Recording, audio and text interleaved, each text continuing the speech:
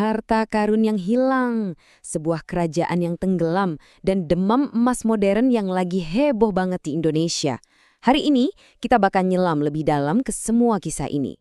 Selama ratusan tahun ya, cerita-cerita kayak gini itu yang bikin legenda Suwarna Dwipa atau Pulau Emas jadi hidup. Tapi ya gitu deh, kebanyakan orang nganggapnya cuma mitos, cuma dongeng pengantar tidur. Tapi ternyata selama 10 tahun terakhir ini, di kedalaman Sungai Musi yang keruh dekat Palembang, para nelayan dan penyelam lokal, mereka nemuin artefak-artefak yang, wow, luar biasa banget.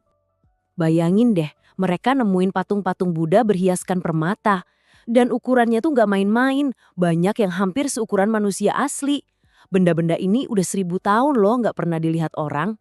Dan bukan cuma itu, ada juga barang-barang peninggalan para penguasa yang harganya gak ternilai. Keris bertatahkan permata, gagang pedang dari emas murni. Ini semua nunjukin betapa kayanya raja-raja zaman dulu. Oke, jadi pertanyaannya sekarang, dari mana sih semua harta karun ini datangnya? Nah, buat nemuin jawabannya kita harus mundur jauh ke belakang, buat ngebongkar peradaban yang hilang, yang dulu pernah jadi penguasa di Asia Tenggara. Semua petunjuk, semua harta karun ini mengarah ke satu nama, kerajaan maritim yang super kuat, Sriwijaya. Jadi gini ya, dari abad ke-7 sampai abad ke-13, Sriwijaya itu bukan kerajaan biasa. Mereka itu talasokrasi, kerajaan bahari. Kekuasaannya tuh di laut. Mereka ngendaliin jalur paling penting di masa itu, Selat Malaka, yang jadi jembatan perdagangan antara timur dan barat. Nah, yang bikin slide ini benar-benar menarik itu, ini nunjukin kalau Sriwijaya itu bukan cuma jagoan kandang, bukan cuma penguasa lokal. Mereka itu pusat ekonomi global. Mereka nyambungin kerajaan-kerajaan besar di seluruh dunia. Tapi, gimana ceritanya coba seluruh kekayaan satu kerajaan bisa berakhir di dasar sungai?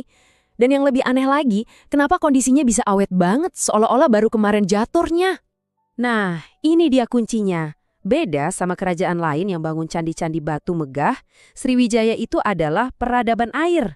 Jadi, ibu kotanya itu kota yang super sibuk, yang dibangun langsung di atas Sungai Musi. Rumah-rumahnya ngapung, ada bangunan panggung, bahkan pulau buatan yang nyambung pakai kanal-kanal. Selama ratusan tahun, apa aja yang jatuh ke sungai, entah itu koin yang nggak sengaja jatuh, kargo dari kapal yang karam, atau mungkin seluruh isi rumah waktu kebakaran, semuanya terkubur dan diawetkan dengan sempurna di dalam lumpur yang minim oksigen. Makanya, sungai ini tuh ibaratnya kapsul waktu raksasa. Keren banget kan? Tapi, penemuan luar biasa ini tuh anehnya gak dipimpin sama arkeolog di lab yang steril. Justru yang di garis depan itu para penyelam lokal, orang-orang yang tiap hari mempertaruhkan nyawa mereka. Dan ini mengubah segalanya jadi semacam demam emas zaman modern. Buat banyak penduduk di pulau-pulau sungai kayak Pulau Kemaro, hidup mereka tuh berubah 180 derajat. Yang tadinya cuma cari rongsokan besi tua, sekarang jadi pemburu harta karun beneran. Alasan finansialnya emang kuat banget. Dengerin aja kata Asmandi ini. Dia bilang saya mulai berhenti bekerja setelah merasakan menjual barang kuno hasil menyelam, hasilnya lebih bagus daripada bekerja. Kebayangkan, satu temuan bagus saja nilainya bisa lebih gede dari gaji kerja berbulan-bulan. Dan jangan salah, ini bukan operasi kecil-kecilan. Diperkirakan ada 40 kapal yang setiap hari beroperasi di sungai. Masing-masing kapalnya bawa 4-5 orang awak.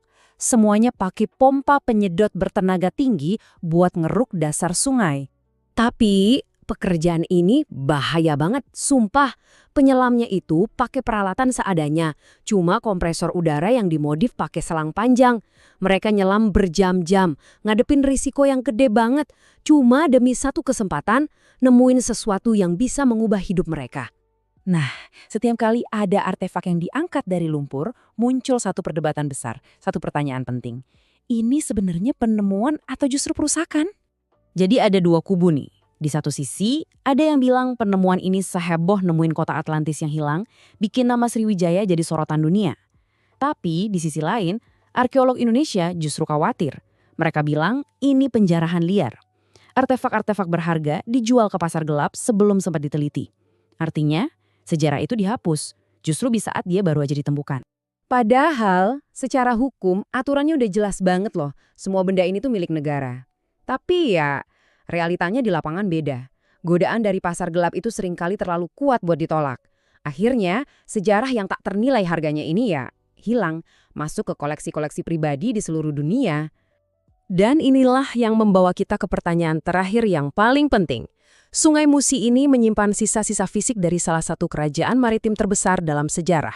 Pilihan yang kita ambil sekarang, itu yang akan menentukan apakah kisah Sriwijaya akhirnya bisa kita ceritakan kembali dengan utuh atau justru hilang lagi untuk kedua kalinya.